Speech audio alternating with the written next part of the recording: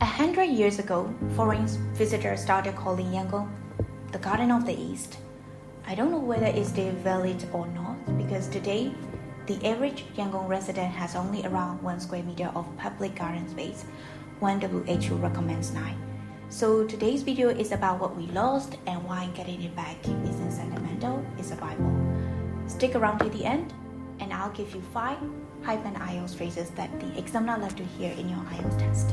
In the early 1900s, Yangon was deliberately designed as a green city. The colonial era municipal plan reserves huge tracts of land for lakes, parks, and tree-lined boulevard. People Park, Kanoji, Inya Lake. These one decoration, they were structural lands of Yangon. But now, here are the numbers. In 1990, every Yangon resident had about 3 square kilometers of green space.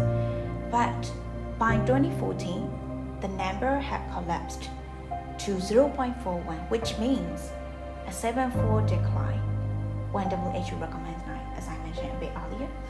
So total public green space across the city fell by 40% over the same period. So we destroyed in one human lifetime what urban planners carefully designed over decades. So we are losing public green spaces, and now here comes the importance of trees. Trees and beautiful, they are infrastructure. I'm saying this for 3 main reasons. Number 1 is cooling. So trees can cool down the surrounding air, and I would say they are very efficient.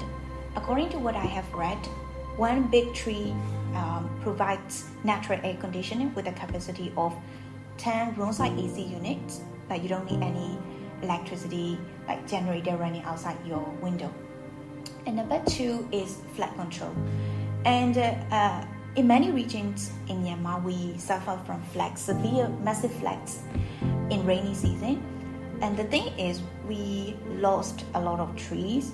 And when rain hits trees, it slows and soaks up the swell and recharges the underground water. But there are lots of concrete buildings. So when rain hits concrete is impermeable. So the water is just like trapped. So maybe that could be the major contributor of massive floods that we are encountering these days. Maybe monsoon is just a part of it. And number 3 is health. So as you know, trees can absorb dust and pollution. They reduce heat-related illness, especially for outdoor workers, vendors, and pedestrians. And studies repeatedly show that if people live near public green space, they have lower rates of depression and anxiety. So that's why trees and the luxury, that they are part of how a city stays well, both physically and mentally. Enough bad news. So let's talk about what we can do. This is the part I want you to hold on to. And don't worry, I will just talk about practical solutions because we, as ordinary people, might not be able to do certain things, especially when things are above our control. Beyond our control. The first one is protect what's left. Every remaining big tree in Yangon is worth preserving, protecting, I would say, especially for flooding and cooling and flood prevention. So cities like Singapore have laws protecting any tree above a certain trunk thickness. But I'm aware of the fact that it might require law legislation. But at least we can just protect the trees from cutting down in our neighborhood, right? Number 2 is replant strategically. So I think a lot of people are doing that. But what I am trying to imply here is we need to select the species carefully, like what kind of species that we should plant, like native species, not just random saplings. Okay, so I think these 2 are the realistic ones when it comes to protecting what we have got.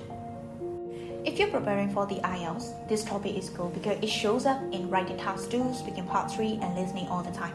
So let's look at 5 hype band phrases that you might like to use in your exam. You can also use them as ideas.